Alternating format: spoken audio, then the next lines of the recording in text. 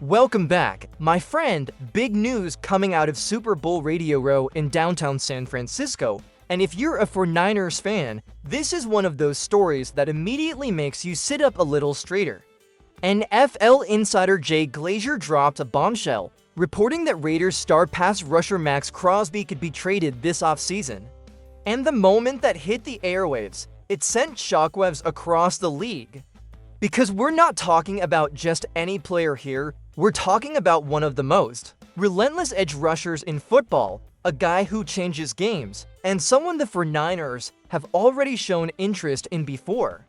So naturally, the big question becomes this: if Max Crosby is truly available, should the Niners go after him again? Before we even dive deep, I want to hear from you right away. Type T for trade or P for pass down in the comments.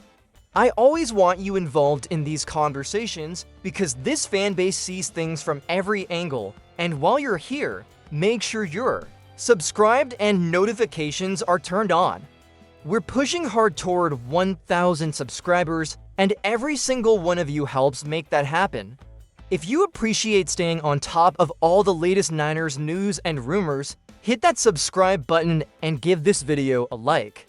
Now, let's set the scene for a second. Radio Row is absolute chaos in the best way possible.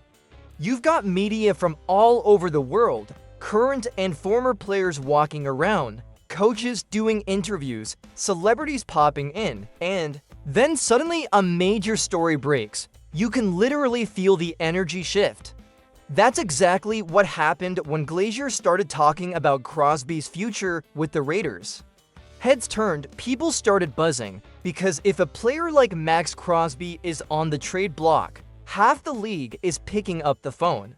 And for the 49ers, this hits especially close to home.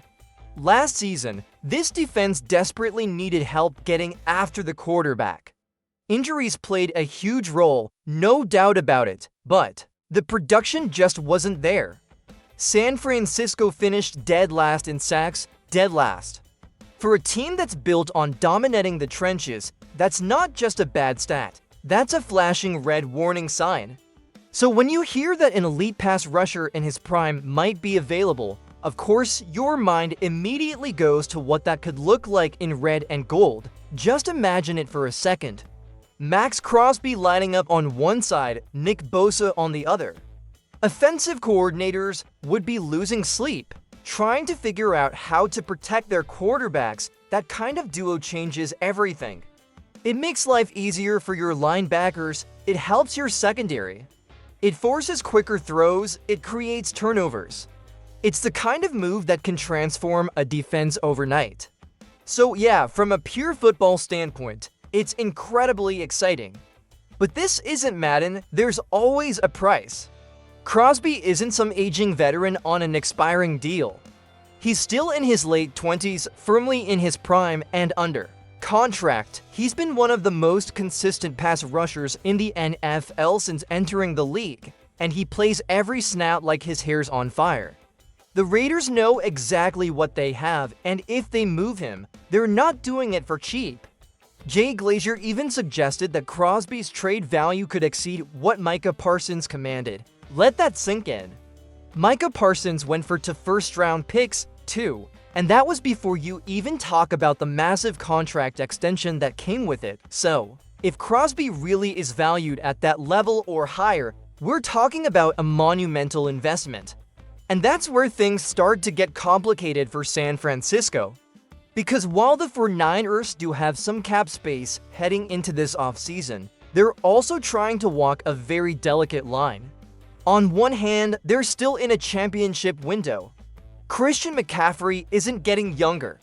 Trent Williams is nearing the end of an incredible career. George Kittle and Fred Warner have a lot of miles on them. On the other hand, the front office has been pretty clear about wanting a hybrid reset, building through the draft, getting younger, and developing cost-controlled talent. Those two paths don't always line up cleanly. So as exciting as Max Crosby sounds, you have to ask yourself, is this the kind of move that truly pushes the 49ers over the top? Or is it one that mortgages too much of the future? And here's another quick one for you. Would Crosby and Bosa be the best edge rushing duo in football? Yes or no? Drop your answer below. Because coming up next, we're going to get into the real meat of this conversation. What would it actually cost to land Max Crosby? How brutal that contract could be alongside Nick Bosa's, and whether the 49ers can realistically afford to make this kind of splash without creating holes elsewhere on the roster. That's where things get really interesting. Now let's talk about the part of this conversation that really determines everything: the price tag. Because when you're dealing with a player like Max Crosby, you're not just talking about talent. You're talking about draft capital, salary cap flexibility, and how much of your future you're willing to put on the table right now. Jay Glazer didn't mince words when he said Crosby's trade value could be higher than Micah Parsons. And that's a massive statement. Parsons fetched to first-round picks, to premium assets that can reshape your roster for the next 5 years. So if Crosby truly commands more than that, we're potentially looking at multiple firsts plus additional compensation. That's the starting point of this conversation. And when you zoom in on Crosby the player, you understand why. This is someone who empties the tank every single snap. He's got a non-stop motor, a deep bag of pass rush moves, and he plays with an edge that coaches absolutely love. Since coming into the league, he's been one of the more productive edge defenders in football, 10 sacks as a rookie, followed by seasons of 7, 8, then back-to-back monster years with 12 and 14 and a half. Even with injuries slowing him down recently, he's still been right around double-digit sacks. That kind of consistency doesn't grow on trees. He's also the type of player who impacts games beyond the box score. Quarterbacks feel him, offensive lines have to slide protection his way. Tight ends are forced to stay in and chip. That ripple effect shows up all over the defense, and for a 49ers team that struggled mightily to generate pressure last season, that alone is incredibly tempting, but production is only half the story. The contract matters just as much. Crosby is on a massive deal. We're talking about an average of roughly $35 million per year, with over $60 million guaranteed at signing and more than $90 million guaranteed total. His cap hit jumps north of $35 million in 2026. That's a huge number. After that, it drops under $30 million in subsequent seasons, which becomes more manageable if he's still playing at an elite level. But that initial hit is heavy. Now pair that with Nick Bosa's contract. That's where the real challenge shows up. Are the 49ers willing to dedicate that much money to pass rushers? Because if you do, something else has to give. You can't pay everyone. That's just the reality of the salary cap. Committing that kind of money to the edges can make you thin at offensive line, wide receiver, or in the secondary. Every dollar spent in one place is a dollar you can't spend somewhere else. And don't forget, Brock Purdy is now on a big quarterback contract. That changes the entire financial equation. The days of having a bargain QB and spending freely elsewhere are over. Every major move now has ripple effects across the roster. There's also the durability factor. Crosby is entering his age 29 season, and over the last couple of years, he's dealt with injuries and missed time.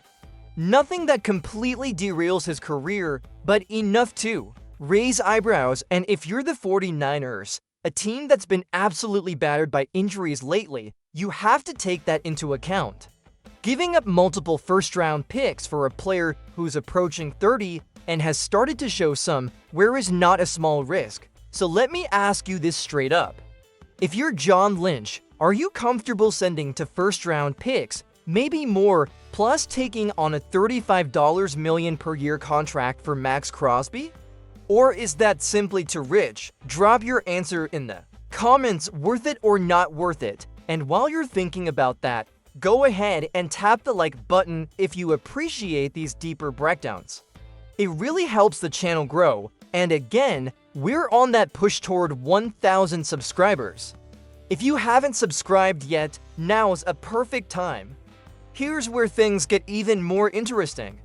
Because Crosby isn't the only path to improving this pass rush.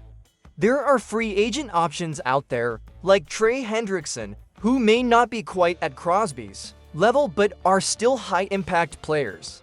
The difference is you wouldn't have to give up draft picks to sign someone like that.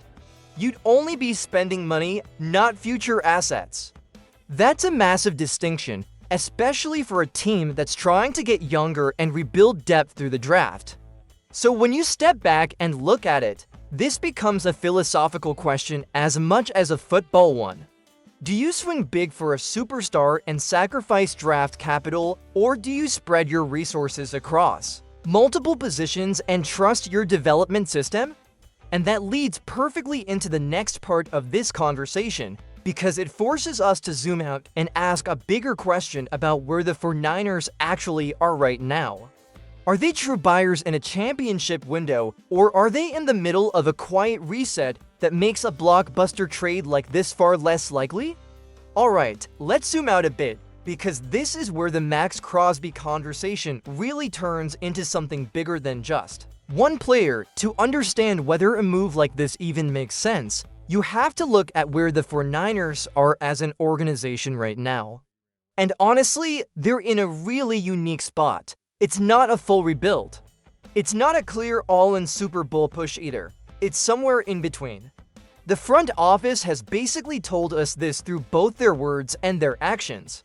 They've talked about wanting a hybrid reset, building through the draft, getting younger, developing homegrown talent that's cost-controlled for 4 or 5 years. That's the model they're leaning toward, especially now that Brock Purdy is on a big contract and the financial flexibility isn't what it used to be.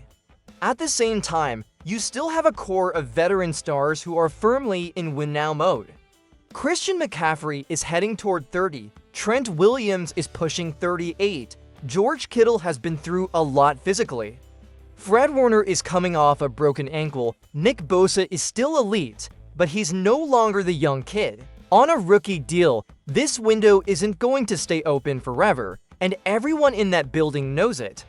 So you've got two competing realities. On one side, there's the temptation to make a massive splash. You bring in Max Crosby, pair him with Bosa, and suddenly this defense looks terrifying again.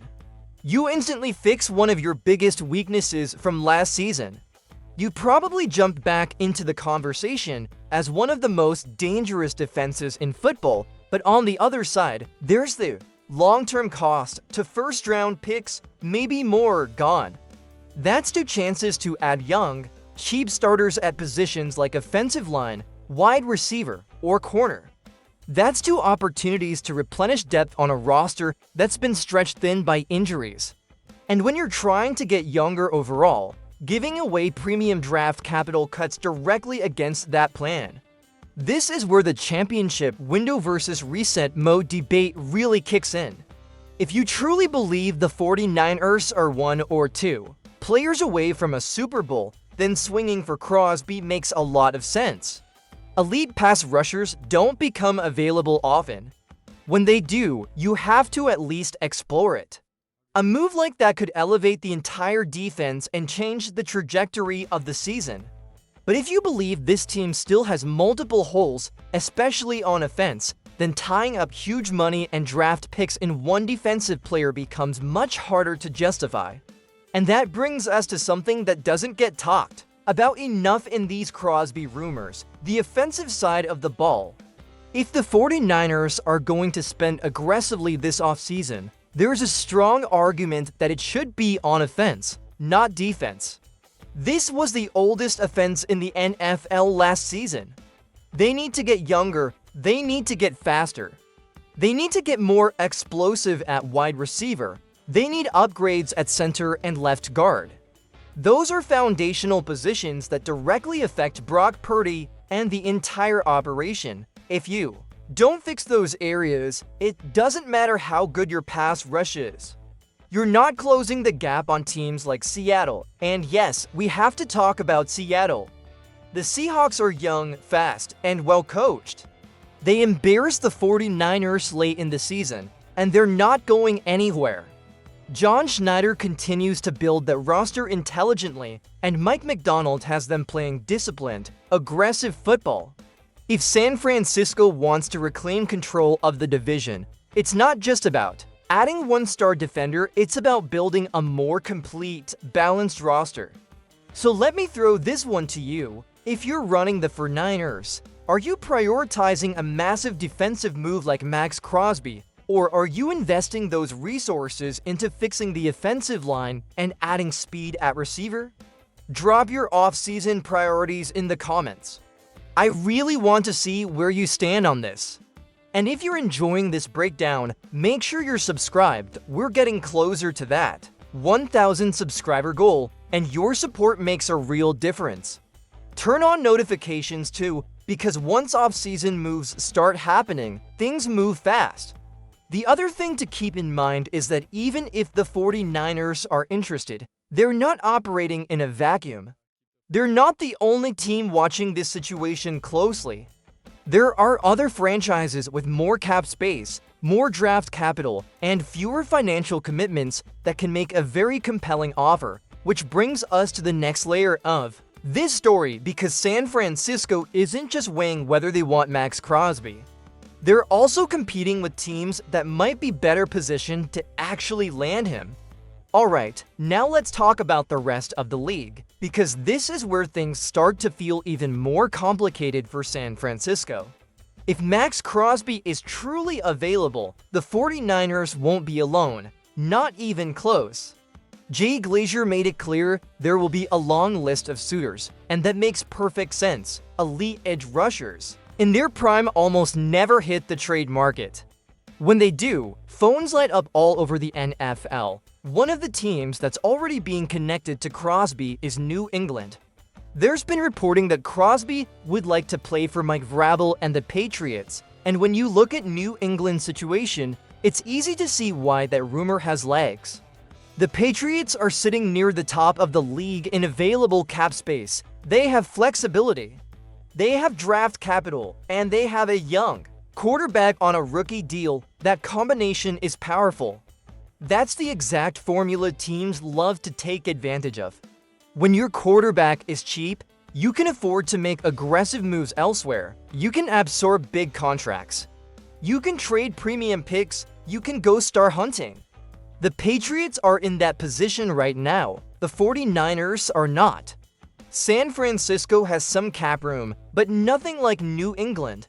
And more importantly, they're paying Brock Purdy big money that changes everything. Every major contract now has to be carefully balanced against the rest of the roster. You can't just stack stars without consequences. So even if John Lynch makes the call on Crosby, even if the 49ers show serious interest, they could easily get outbid by teams that simply have more financial freedom. There's also Crosby's personal perspective to consider. According to Glazer, this ultimately comes down to Crosby not wanting to go through another rebuild. And honestly, you can't blame him. He's spent the prime years of his career on a Raiders team that hasn't been competitive at the highest level. No deep playoff runs, no legitimate Super Bowl pushes. For a player who pours everything into the game, that wears on you. Yes, he's got the Raiders logo tattooed on him. Yes, he's been loyal, but the shelf life of an NFL career is short. Crosby wants a real chance to compete for championships while he's still at his peak. From that angle, both New England and San Francisco make sense. They're established organizations with strong coaching and playoff expectations. But one of them has significantly more money and flexibility right now, and that matters. It also matters that the 49ers just aren't as close as they'd like to be. They're coming off a season defined by injuries and inconsistency. They're retooling on both sides of the ball. Meanwhile, New England is coming off a Super Bowl appearance and may feel pressure to capitalize while their young quarterback is still on a rookie contract. That urgency creates leverage. So even if San Francisco wants Crosby, they may simply be fighting uphill. Now let me ask you this. Where do you think Max Crosby actually ends up? Do you see him in New England? Do you think the 49ers somehow pull this off? Or does a surprise team come out of nowhere? Drop your prediction in the comments, because these situations always seem to take unexpected turns. Here's the key takeaway from all of this. The 49ers are almost certainly going to check in. They'd be irresponsible not to. John Lynch has liked Crosby for years, and this front office does its homework on every elite player who becomes available. But checking in and pulling the trigger are two very different things. The cost, the competition, and the current state of the roster all make this a much tougher call than it might seem on the surface. And that brings us to the final piece of this story. Because while Max Crosby is the headline, he's not the only factor in how this defense is going to look moving forward. There's also the internal growth, the return of key starters, and the new direction under Raheem Morris. We also heard directly from CJ West about what this unit is becoming. So coming up next, we'll wrap everything together, give a realistic verdict on the Crosby situation, and talk about why there's still plenty of reason to be optimistic about this defense heading into next season. When you take everything into account, this Max Crosby situation really comes down to one simple reality. He would be an incredible addition to the 49ers, but the cost might just be too steep for where this team is right now. There's no question about the football fit. Crosby is relentless. He plays with a non-stop motor. He affects quarterbacks even when he doesn't get home. Pairing him with Nick Bosa would instantly transform this pass rush and make life miserable for opposing offenses. From a pure on-field standpoint, it's easy to fall in love with the idea, but once you zoom out, the picture gets more complicated. You're likely talking about multiple first-round picks. You're talking about absorbing a massive contract on top of Bosa's deal and Brock Purdy's extension. You're talking about sacrificing future flexibility at a time when the 49ers are trying to get younger and rebuild depth through the draft. That's why, realistically, this feels more like a situation where San Francisco checks in, gauges the asking price, and ultimately walks away unless that price drops dramatically. The interest will be there, the phone call will probably happen. But actually pulling the trigger is another story. And honestly, that might be the smart play. Because when you look at this defense, there's already a lot to like moving forward. Nick Bosa is coming back healthy. Fred Warner will be back leading the unit. You've got young players like Alfred Collins, CJ West, and others who are entering year two with valuable experience under their belts. And now you bring in Raheem Morris as defensive coordinator, a coach who's known for aggressive, attacking schemes and getting the most out of his front.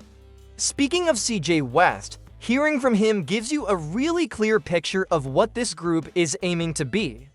He talked about growth from his rookie year, how much he learned, and how excited he is for the new defensive system. He emphasized playing with violence, flying around, creating turnovers, and making quarterbacks uncomfortable. That's exactly the identity this defense wants to reclaim. More pressure, more chaos, more impact plays. West also pointed to the culture inside that locker room. Despite all the injuries last season, this team still found a way to win 12 games and a playoff matchup. That doesn't happen by accident. That comes from standards, accountability, and a true next man up mentality. That foundation is still there. So even without Max Crosby, there's a path for this defense to take a big step forward. Add in internal development, add in better health, add in Raheem Morris putting his stamp on this unit. And suddenly you can see how San Francisco could improve significantly without giving up multiple first-round picks. That doesn't mean Crosby isn't tempting, he absolutely is. But the 49ers have to think about the full roster, not just one splashy move. So here's the final question for you. Do you believe this defense can be elite next season without Max Crosby? Let me know in the comments, because I want to see how confident you are in this group as currently constructed. And if you've made it this far, make sure you hit that like button and subscribe to the channel. We're on the road to 1,000 subscribers, and your support helps us get there faster. Share this video with another 49ers fan too, because these off-season conversations are way more fun when more of the faithful are involved. As always, I'll stay on top of this Crosby situation and every other move San Francisco makes. The moment anything breaks, you'll hear about it right here. Now let me know your thoughts down below, and I'll catch you in the next one.